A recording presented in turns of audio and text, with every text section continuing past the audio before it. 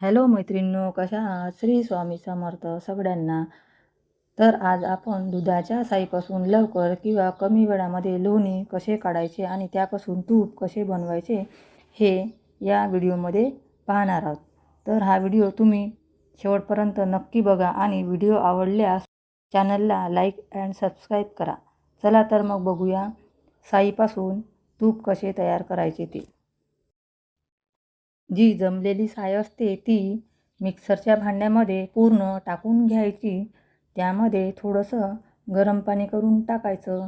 म्हणजेच हिवाळा सुरू असल्यास जास्त पाणी गरम करावं लागेल आणि उन्हाळा असल्यास थोडंसं कमी गरम पाणी केलं तरी चालेल.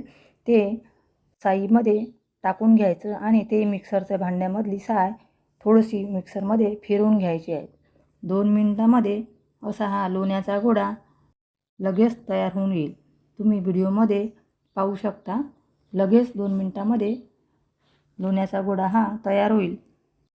आजकालच्या काळातील मुलींना किंवा बऱ्याच स्त्रियांना साईपासून लोणी कसे तयार करायचे आणि त्यापासून तूप कसे तयार करायचे हे माहीत नसल्यामुळे ते त्यांना कंटाळवाणे वाटते. परंतु व्हिडिओमध्ये दाखवल्याप्रमाणे ही पद्धत तुम्ही वापरल्यास 2 मिनिटांमध्ये लोणी तयार करू शकता आणि त्यापासून साजूक तूप असे घरच्या घरी तयार करू शकता. बघू शकता तुम्ही 2 मिनिटांमध्ये लोण्याचा स्वच्छ असा गोळा हा तयार झालेला आहे. पांढरा शुभ्र असा हा लोण्याचा गोळा तयार झालेला आहे. लोण्याचा गोळा तयार झाल्यानंतर त्यामध्ये थोडंसं पाणी टाकून त्याला धुवून घ्यायचं. 1-2दा धुवून घ्यायचं. त्यामुळे काय होते, त्याचं जे पांढरं पाणी असते किंवा एक्स्ट्रा जो वास असतो तो निघून जातो आणि स्वच्छ असं साजूक तूप तयार होऊ शकते. म्हणून त्याला 1-2 पाण्याने स्वच्छ धुवून घ्यायचं. त्यानंतर मंद आचेवर गरम करायला ठेवायचं आणि त्याला हळूहळू फिरवत राहायचं.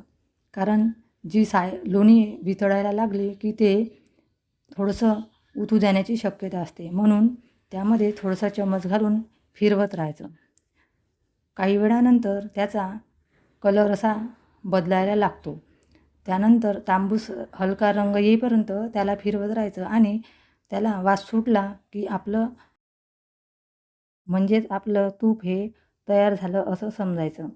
आपल्या आवडीनुसार त्यामध्ये तुळशीचे पाने, विलायची आणि थोडंसं मीठ हे टाकू शकता.